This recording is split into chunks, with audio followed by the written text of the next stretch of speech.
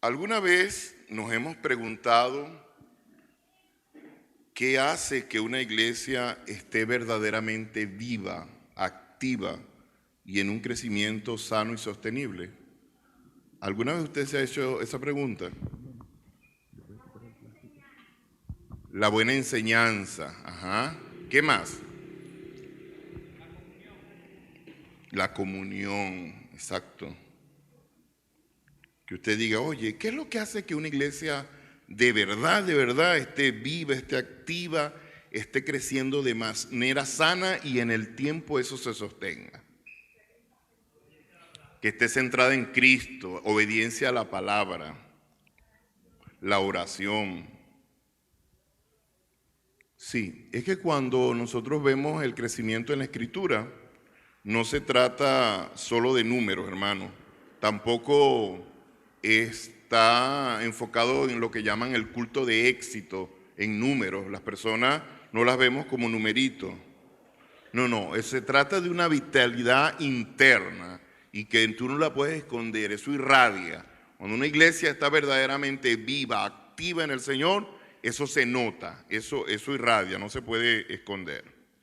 Quiero compartir una experiencia personal. Cuando yo trabajaba como chef de cocina en Puerto Ordaz, en Altavista, en un club que se llama el Club Los Raudales, yo conocí allí a un alemán que él trabajaba en las empresas básicas y él, según lo que yo observaba en él, veía el club Los Raudales como un simple lugar de esparcimiento, un espacio social, tal vez donde él pasaba el tiempo, y lo que me llamaba la atención era que él lo hacía de manera rutinaria.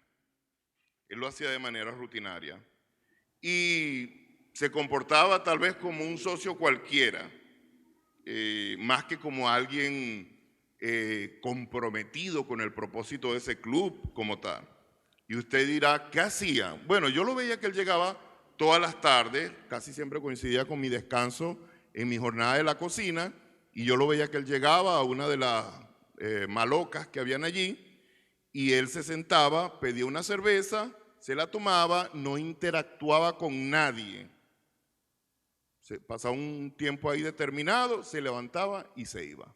Todos los días hacía eso, de manera rutinaria. Y esta anécdota, yo la he citado varias veces, me hace reflexionar, aunque es sencilla, pero me hace reflexionar profundamente. ¿Por qué? Porque tristemente hay muchos creyentes que hoy tienden a mirar la iglesia, que es el cuerpo de Cristo, de manera similar como este alemán. Como un club social, un centro comunitario o un simple proveedor de servicios religiosos. Hay gente que ve la iglesia así. Se comportan como socios y nosotros no somos socios en la iglesia, somos miembros del cuerpo de Cristo. Que vienen y van, esos socios que vienen y van. Como alguien me pidió una referencia y me dijo, no, yo regularmente. Y yo le dije, ay, la Biblia dice, habla verdad cada quien con su hermano. Le dije, no creo que sea de manera regular. Honestamente hablando, es esporádico. Tú asistes esporádicamente, ¿verdad? Sí, es verdad. Yo no podía jugar la fiesta de paz y decirle, sí, yo te voy a dar la referencia que dice regularmente, porque no es regularmente, es esporádicamente. Y esto pasa porque no hemos internalizado la profundidad de lo que significa ser un miembro vivo de la iglesia del Señor. Lo que realmente significa ser miembro de la iglesia del Señor. La iglesia, como alguien dijo por allí, es un organismo vivo, y una de las cosas que sostiene a la iglesia, una de las características, muchas de las cosas que ustedes dijeron son características esenciales que tú no se las puedes quitar porque dejaría de ser iglesia. Dejaría de ser iglesia. Nosotros quitamos la silla y hacemos el culto parado, todos de pie, y seguimos siendo iglesia. Quitamos todos los instrumentos y cantamos a capela y seguimos siendo iglesia, porque eso no es esencial. Eso no es esencial. Lo esencial es la oración, la comunión, el Espíritu Santo, la predicación de la palabra, nada de eso.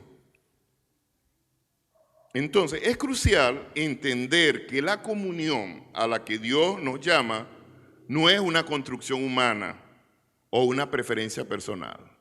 No es que yo decido, no, es que a mí me parece que es así. Y así yo vivo a mi manera mi concepto de iglesia. No se trata de mi concepto de iglesia, se trata del concepto bíblico de lo que es la iglesia.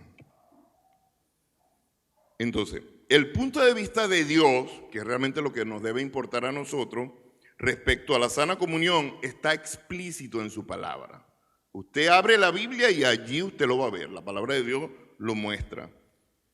No podemos pretender vivirlo a nuestra manera, hermano. De verdad, esto es algo que debemos asumirlo y decir, no, no es a mi manera, no es como yo pienso, no es como tradicionalmente se ha hecho, no es como Dios establece en su palabra, como Dios dice que su palabra, en su palabra lo ha establecido. Hermanos, si nosotros buscamos como hijos de Dios, como familia de Dios, tener una comunión genuina, tenemos que abrazar el diseño de Dios. O sea, cómo Dios ha establecido, cómo Dios ha proyectado la iglesia, cómo Dios dice que es la iglesia. Si realmente queremos tener una comunión genuina, tenemos que buscar el diseño de Dios. Por eso hoy vamos a estudiar este concepto vital. ¿Qué es algo vital? Esencial, hermano, no lo puedes quitar. O sea, no lo puedes negociar. Si algo es vital es porque no lo puedes negociar. No es que si tú quieres, es como que tú dijeras, voy a hacer limonada sin limón. Eso no tiene sentido, ¿verdad? ¿Cómo se hace una limonada sin limón? La limonada se hace con limón. Es otra cosa si no tiene limón. Entonces, vamos a estudiar ese concepto vital y vamos a examinar algunas menciones en el Nuevo Testamento para responder una pregunta fundamental que nos vamos a plantear hoy. Nosotros pretendemos responder una pregunta fundamental. ¿Cuáles son las evidencias de una iglesia que realmente vive la comunión fraternal y que posee ese ADN vibrante de Dios y que está en constante crecimiento? Esa es la pregunta que vamos a responder hoy. Y vamos a hacerlo, por favor, leamos juntos en el libro de los Hechos. Vamos a leer en el capítulo 2, los versículos del 42 al 47. Hechos capítulo 2, del 42 al 47.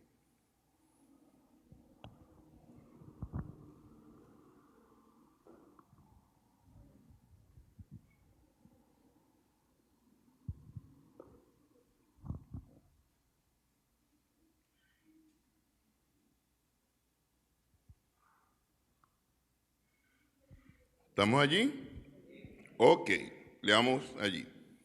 Y perseveraban en la doctrina de los apóstoles, en la comunión unos con otros, en el partimiento del pan y en las oraciones. Y sobrevino temor a toda persona, y muchas maravillas y señales eran hechas por los apóstoles. Todos los que habían creído estaban juntos y tenían en común todas las cosas, y vendían sus propiedades y sus bienes, y los repartían a todos según la necesidad de cada uno. Y perseverando unánimes cada día en el templo y partiendo el pan en las casas, comían juntos con alegría y sencillez de corazón, alabando a Dios y teniendo favor con todo el pueblo. Y el Señor añadía cada día a la iglesia los que habían de ser salvos. Antes de continuar, es muy importante que definamos qué es el ADN y cómo podemos relacionar eso con la iglesia como un organismo vivo. Seguramente usted vio el flyer y vio el ADN. ¿Qué es eso de ADN? ¿Qué es el ADN? A ver si alguien me ayuda. No tenemos los médicos acá que nos puedan dar de repente una definición más, pero vamos a hacerlo sencillo. Alguien puede decir así en sus propias palabras, el ADN es esto, hermano. Es el componente genético de cada persona. Es un resumen que compacta bastante bien el concepto. El ADN es como el manual de instrucciones de nuestro cuerpo. está dentro de casi todas nuestras células y sostiene o contiene toda la información que dice cómo somos. El color de los ojos, cómo funciona nuestro cuerpo, incluso cómo, las cosas que heredamos de nuestros padres. Es una molécula muy especial que guarda esa información en un código formado por 4 letras químicas, A, T, C y G. Y esas letras en sí mismas combinan diferentes formas para hacer el trabajo de los genes. Hermano, son como capítulos de ese manual. Wow, yo cuando veía ese concepto decía, qué grande es el Señor, hermano. Qué grande es el Señor que en nuestro cuerpo cada célula tenga la información. Los médicos al final terminan maravillándose y diciendo, alguien tan grande debió haber hecho esto. Solo Dios. Ese es el concepto aquí básico porque no es mi perfil profesional de lo que es el ADN. El ADN físico contiene las instrucciones que definen cómo funciona el cuerpo. De manera similar, la iglesia como un organismo vivo tiene un ADN espiritual. La iglesia tiene su ADN espiritual que define su identidad, su propósito y su funcionamiento según la palabra de Dios.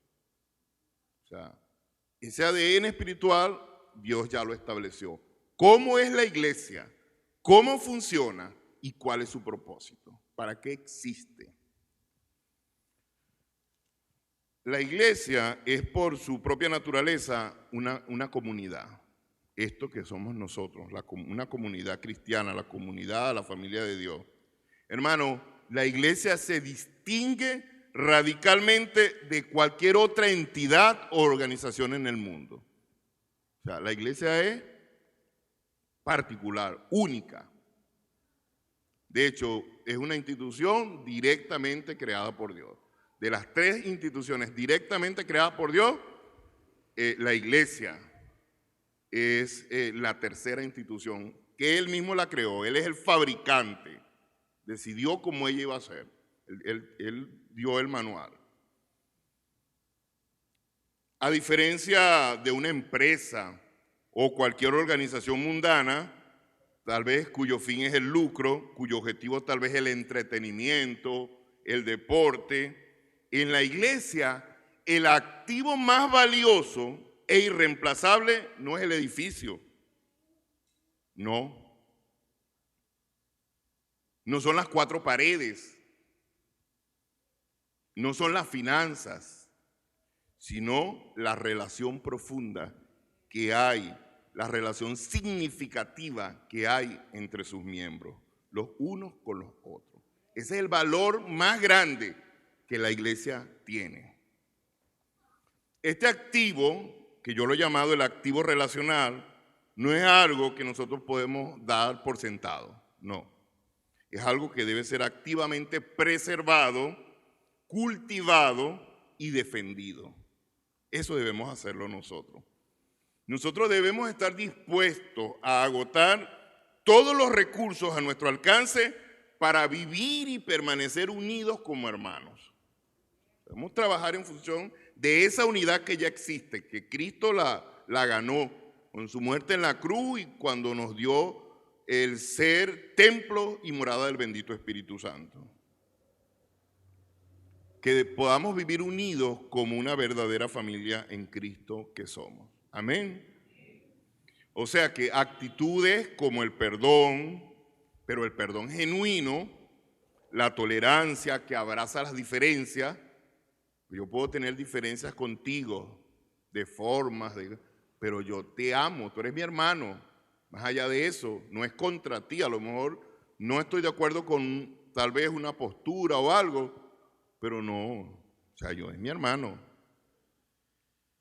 Es la paciencia que soporta las debilidades y sobre todo, como dice la Biblia, el amor que cubre multitud de pecados. Hermano, esto, aunque se dice fácil, no son simples opciones. No son simples opciones. Y estas deben ser las características determinantes de nuestras relaciones como iglesia del Señor para poder preservar la vida y la vitalidad de nuestra iglesia local, de nuestra comunidad cristiana. ¿Qué es la comunión? A ver, ayúdeme con ese concepto.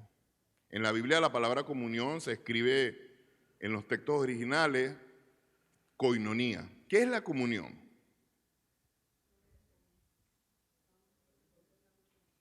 Ajá. Relaciones íntimas, cercanas, bien estrechas. Ajá. Solidaridad. Si hay comunión, hay solidaridad. Lo que le pasa a mi hermano, wow, voy a socorrer a mi hermano. Que Dios lo ayude. Dios, ayúdalo. Sí, debo orar por mi hermano, pero también tengo que accionar y ir a ayudarlo.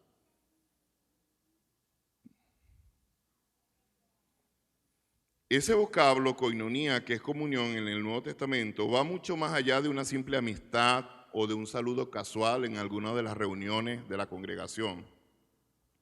Se refiere a una unión profunda, una participación íntima, un compañerismo que implica compartir activamente la vida, los recursos, los gozos, los dolores. Hermano, esto de la comunión está intrínsecamente relacionado con la práctica de la solidaridad, como decía mi hermana Josefina, del amor desinteresado, del respeto mutuo, de la confianza, de la interdependencia. Hermano, es un compartir en el sentido más pleno de la palabra. Y usted sabe cuál es el cemento que une los bloques o los ladrillos del edificio espiritual que es la iglesia. Esa comunión, eso es lo que hace que permanezcamos pegados, unidos, como dice el apóstol Pablo en la carta a los Corintios. Somos miembros y estamos ligados los unos a los otros. Yo tengo solo 2 principios para compartir hoy. Bueno, al menos son 3, porque el tercero es como un resumen que recoge. La primera evidencia del ADN es congregarse fielmente y la profundidad de la comunión. Conversaba yo con mi esposa Mari y le decía, no, es que si alguien es verdaderamente cristiano, tú no tienes que presionarlo, tú no tienes que convencerlo, tú no tienes que rogarle de que debe congregarse. O sea, el ser cristiano es una cosa que tú anhelas congregarte y tener comunión y relacionarte con los hermanos. Y hermano, yo no estoy hablando de la visión reduccionista de venir 2 horas, 1 hora y pico a las reuniones y sentarse en una silla. La palabra congregarse ahí en Hebreos 10 tiene un contexto anterior. Dice que debemos estimularnos para el amor fraternal y para las buenas obras.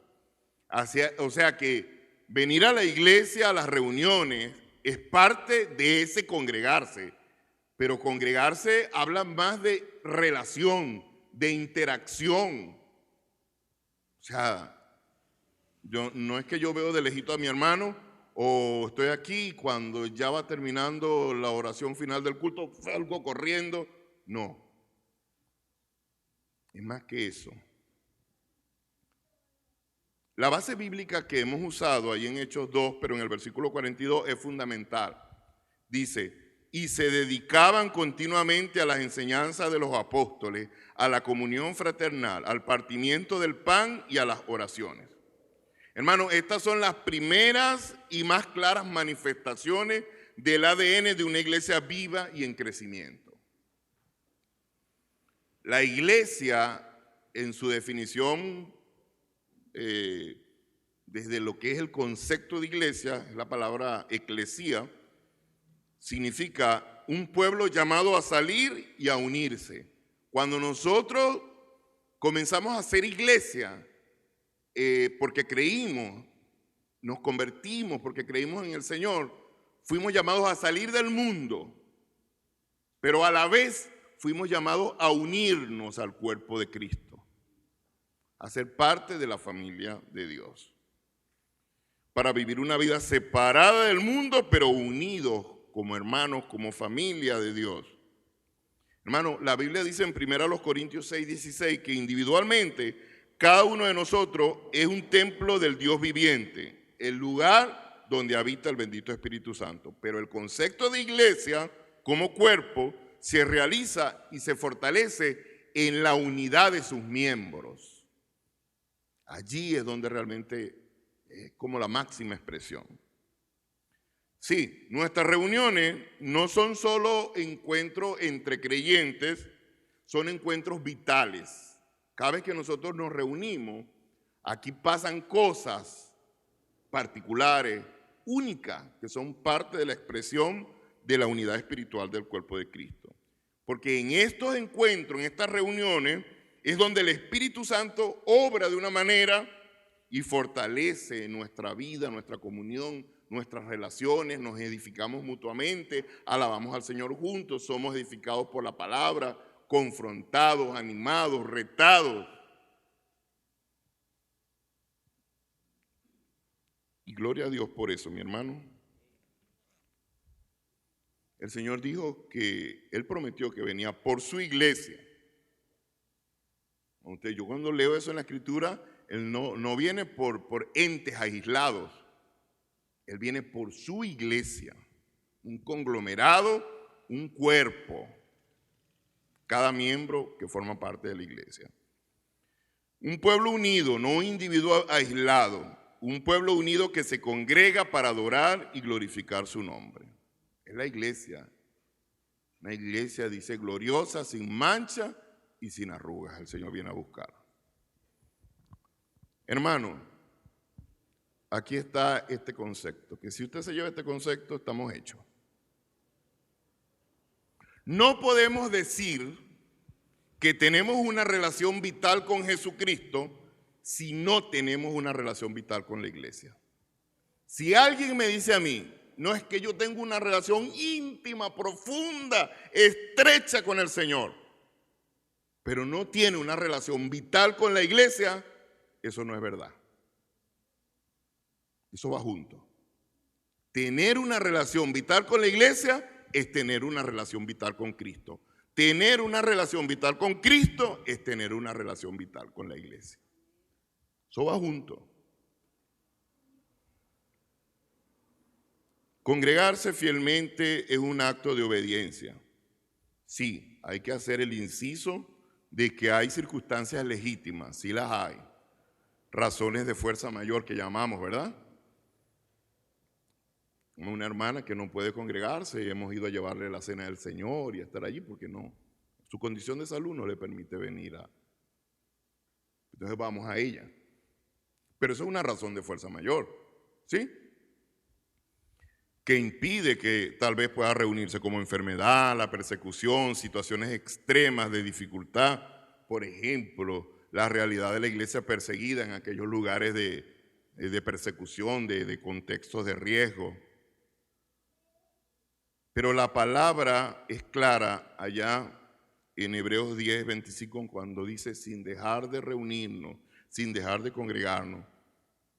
O sea, dejar de congregarnos sin una razón válida ante Dios no es un detalle menor. Si alguien decide no congregarse sin una razón válida, oye hermano, hay que revisar.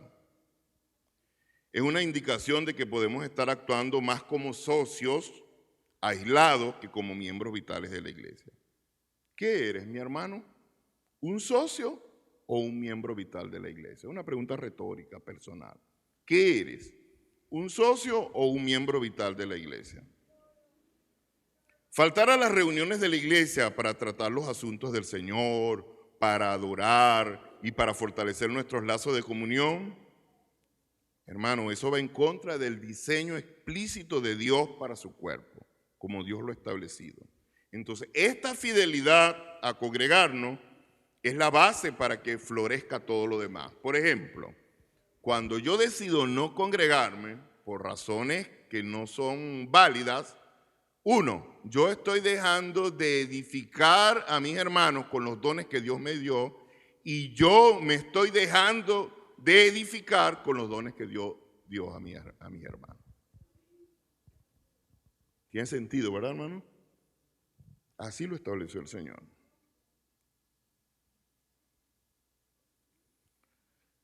La comunión en acción. Allí vemos en el pasaje que compartían el pan y la comunión, la celebración de las ordenanzas y la profundidad de la oración. La comunión fraternal también se manifestaba así. El partimiento del pan, que incluía la cena del Señor, porque en la primera iglesia era como un ágape, una celebración, y en medio de esa celebración ellos tomaban la cena del Señor. Estos son pilares de nuestras reuniones, hermanos, celebrar las ordenanzas juntos, recordando el sacrificio de Cristo. Eso nos une a nosotros en un propósito común y nos recuerda la razón de nuestra comunión. Las oraciones conjuntas, sí, es vital que de manera personal nosotros oremos, pero también que de manera corporativa, juntos, oremos para presentar esas peticiones ante el trono de la gracia. Porque eso no es solo un acto de adoración per se, es un canal poderoso para el crecimiento espiritual y para el fortalecimiento de la unidad de la iglesia, hermano. Eso es medular. Estas prácticas hechas de manera regular, no esporádica, como le tuve que aclarar a esta persona, regular y de manera sincera, son como el motor que impulsa el ADN de una iglesia vibrante. Número 2, la segunda evidencia del ADN, la solidaridad que satisface las necesidades. Usted lee ahí ese texto en Hechos 2, 42 al 47, nos queda claro que hay una solidaridad entre los creyentes que satisface las necesidades. Este relato de Hechos 2 no se detiene solamente en la adoración y en la oración, y más bien nos muestra cómo esa comunión con Dios y los unos con los otros se traduce en acciones concretas que también definen el ADN de una iglesia sana. Dice, todos los creyentes estaban juntos y compartían lo que tenían. Yo lo llamé el corazón pendiente del hermano, solidaridad en acción. Aquí vemos una de las evidencias más palpables de una iglesia que vive su ADN. Los creyentes no solo estaban juntos en adoración, sino que estaban pendientes de las necesidades mutuas. Y el texto en particular enfatiza situaciones de necesidad dentro de la comunidad que debían ser satisfechas por la iglesia misma. Hermano, y esto va más allá de la caridad. Es solidaridad cristiana en su forma más pura, más bella. Poder ayudar al hermano que tiene una necesidad genuina, que realmente lo requiere. Es lo que la palabra de Dios nos muestra. Que vamos a tomar el texto literal de que vaya y vendan sus casas, vendan, no, porque no es normativo. Primero, esto es un texto narrativo, el libro de los Hechos. Pero ahí dentro hay un principio. ¿Cuál es el principio que hay allí? Solidaridad. ¿Qué más? Generosidad, desprendimiento, amor. Entonces no tomemos el texto de manera literal. El pastor dijo, vamos a vender todo. No, eso lo hacen los de la prosperidad, los del evangelio de la prosperidad, para sacar ganancias. Y no debe ser así. Un amor desinteresado, así es, hermano. Uno no da esperando nada a cambio realmente. Uno no da para que, voy a dar 5 y el Señor me va a dar 10. Ya perdiste, ¿no? En una sociedad marcada por el individualismo, el egoísmo y la insensibilidad ante el sufrimiento ajeno, la iglesia tiene el llamado divino de ser un modelo de apoyo comunitario. La iglesia debe distinguirse en este tiempo, según el texto que mi hermana Ángela mencionó, que el amor de muchos se enfriará. Hermano, nosotros no, nosotros somos la iglesia del Señor. Y tenemos el amor de Cristo en nuestros corazones, que dice la carta a los romanos, que ha sido derramado en nosotros por medio del bendito Espíritu Santo. Tenemos una sociedad así, hermano. No se trata de una ayuda superficial, sino de un compromiso profundo para asegurar que ningún miembro pase por una necesidad extrema solo. Como dijo el apóstol Pablo en Gálatas 2:10. A mí me gusta ese texto, cuando él estaba hablando allí de los apóstoles, y dice que solo que se acordaran, él dio todas las instrucciones que se le pidieron, y dijo, nos dijeron solo que se acordaran de los pobres, los cuales procuré con diligencia hacer, lo cual procuré con diligencia hacer. Así debemos hacer nosotros. Porque compartir recursos, el problema es que como esta es una sociedad materialista, muchas veces la iglesia también se ve afectada por el materialismo. Pero recursos no es solo lo material, hermano. No es solo la bolsa de comida, la medicina o dinero. Recursos es algo más, o sea, es un todo. Ese compartir no se limitaba solo a lo material, implicaba compartir tiempo, habilidades, consuelo, el evangelismo mismo. Eso también es misericordia.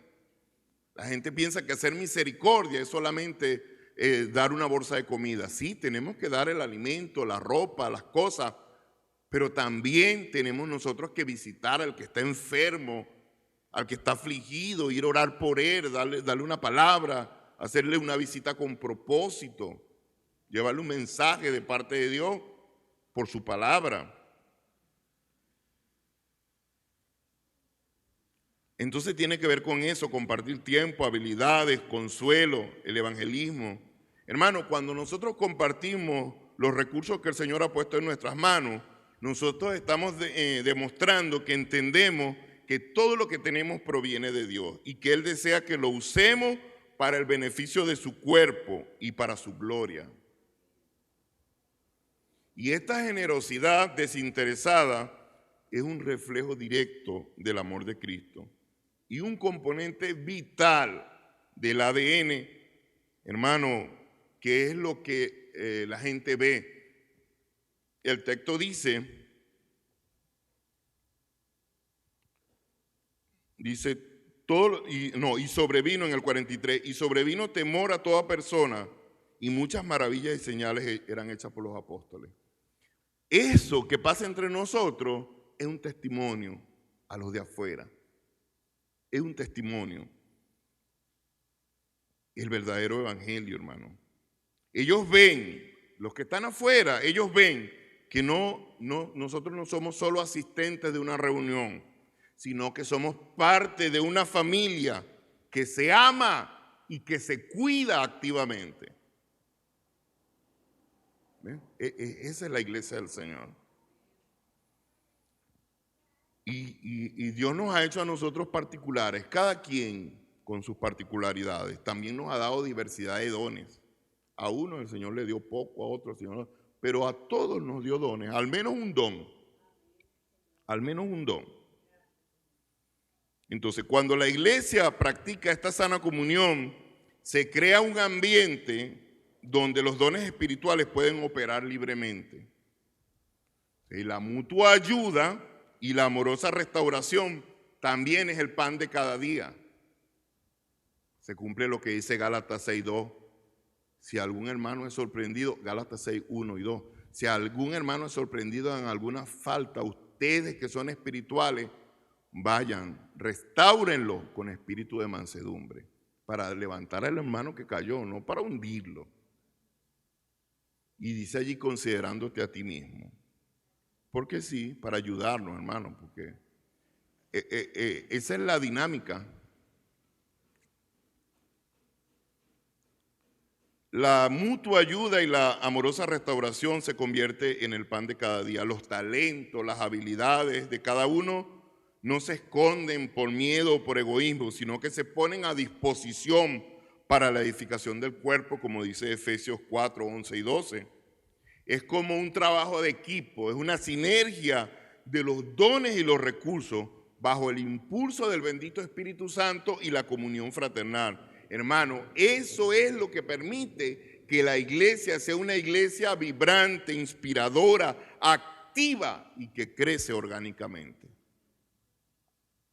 La iglesia no es una organización per se, es un organismo vivo. Aunque no es una organización, tampoco es que está desorganizada. No, o sea, hay un orden. La Biblia dice, hágase todo decentemente y con orden. Cada cosa debe hacerse como Dios manda. Tercero, estos son principios eternos que impulsan el crecimiento y la perseverancia. Este modelo de la iglesia, según el Nuevo Testamento, cimentado en los principios de congregarse fielmente, la profunda comunión fraternal y la solidaridad activa, no es una estrategia pasajera. Esto no es una moda, algo que inventaron tal vez el pastor Ezequiel, el pastor Henry, no. No es algo cultural en sí, esto trasciende. Esto se escribió y han pasado muchos siglos y permanecen los principios. Son principios bíblicos eternos que forman el ADN inmutable de la iglesia de Cristo. Hermano, y esto finalmente da la fuerza de la unidad para la misión. Esa unidad que nace de la sana comunión fraternal es lo que la iglesia muestra en sí, es lo que le da poder, credibilidad ante el mundo. ¿No oró Jesús allá en Juan 17 cuando dijo, para que todos sean uno, así como tú, Padre, en mí, yo en ti, para que también ellos sean uno en nosotros, para que el mundo crea que tú me enviaste? Esa unidad nuestra, según Juan 17, 21, finalmente también actúa para los fines de la misión que el Señor nos ha encomendado. La gente ve eso, hermano. Somos observados. Pero cuando nosotros vivimos esta unidad, no solo nos fortalecemos internamente, sino que nos convertimos en un testimonio poderoso del Evangelio, un atractivo para aquellos que buscan un lugar de pertenencia, de amor y propósito. La gente allá afuera, los que no tienen a Cristo, ellos andan sin esperanza, en una búsqueda. Y lamentablemente muchos buscan a Dios donde no está. Estos principios nos dan la capacidad de perseverar y nos sostienen en los momentos difíciles. ¿Por qué usted cree que la iglesia ha permanecido en los tiempos y ha resistido persecuciones, pestes, hambrunas, todo tipo de situaciones? Primero porque el Señor dijo que la iglesia iba a prevalecer, y también porque Dios siempre se guarda un remanente que permanece en este modelo, en los principios establecidos en la palabra de Dios.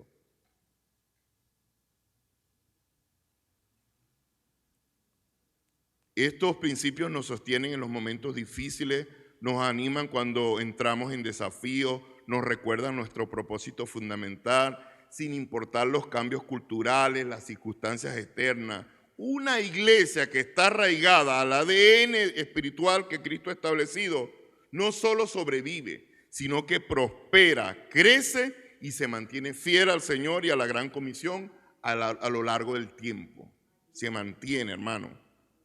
Los dones espirituales y los recursos son compartidos bajo el amor y la comunión. Esas son las herramientas que Dios usa para que su iglesia se mantenga viva, activa, edificada y que su obra avance. Que su obra avance y no se detenga. El ADN de una iglesia vibrante y en crecimiento se define entonces, hermanos, sin lugar a dudas, por la sana comunión fraternal. Se mantiene por la fidelidad constante al hecho de congregarse con propósito para adorar juntos, para fortalecernos, para apoyarnos en la solidaridad activa y práctica, no solo palabra, que suple las necesidades de cada miembro y que aplica estos principios eternos que son bíblicos, que son los que verdaderamente edifican y ayudan al cumplimiento de la misión. Nos aseguran la perseverancia a través de las generaciones, que podemos nosotros entregar, como quien dice, el testigo a la próxima generación. Cierro con esto. Ser parte de esta comunidad de la iglesia va mucho más allá de asistir a un servicio. Es un compromiso profundo de vida. Es participar activamente en el latir del cuerpo de Cristo. Es vivir el Evangelio en nuestras relaciones cotidianas, es encarnar el ADN espiritual del Señor para su iglesia, para que sigamos siendo fieles, así como la iglesia nació allá en el primer siglo. Y la iglesia realmente es un faro de esperanza y vibrante para un mundo perdido y para la restauración integral del hombre perdido. Hermano, hoy les invito a que nos hagamos un autoexamen honesto. Nos hagamos ahí, el Señor y nosotros, personal. ¿Cómo se manifiesta este ADN espiritual en tu vida personal? Eres un miembro activo que participa fielmente. Eres un miembro que comparte generosamente, que ama y cuida a sus hermanos y hermanas con ese amor restaurador y sanador. Como miembro de la Iglesia del Señor, estás dispuesto a invertir activamente tu vida en la sana comunión que fortalece esa relación como iglesia, que la hace vibrante y que la prepara para un crecimiento continuo. Oremos. Padre Celestial, te damos las gracias, Señor. Bendito sea tu nombre por tu palabra, Señor, que es viva y es eficaz. Gracias por tu iglesia. Gracias por cada uno de nosotros que como miembros del cuerpo de Cristo somos tu iglesia, por la misericordia y la gracia del Señor. Reconocemos que somos esa comunidad de fe viva, que manifiesta ese ADN vibrante y en crecimiento, que cultiva relaciones sanas, que se congrega fielmente, que practica la mutua ayuda, que practica la restauración amorosa, la edificación conjunta con los dones, habilidades, talentos y recursos, y la integración amorosa, aún, Señor, de los que van creyendo, incorporándolos a través del bautismo. Ayúdanos, Señor, ayúdanos a meditar en esto. No queremos ser socios, sino miembros vitales. Ayúdanos a ver claramente en tu palabra, según el Nuevo Testamento, cuáles son esas evidencias prácticas y transformadoras de esta característica sana comunión fraternal. Y que como iglesia, Dios de Salvación Vista del Sol, mediante todo esto seamos impulsados a un crecimiento sano y que se sostiene en el tiempo, que seamos verdaderamente una iglesia llena de vitalidad y de espiritualidad bíblica. Te lo pedimos en el nombre de Jesús, Señor. Amén y amén. Dios les bendiga, mis hermanos. Denle un aplauso al Señor.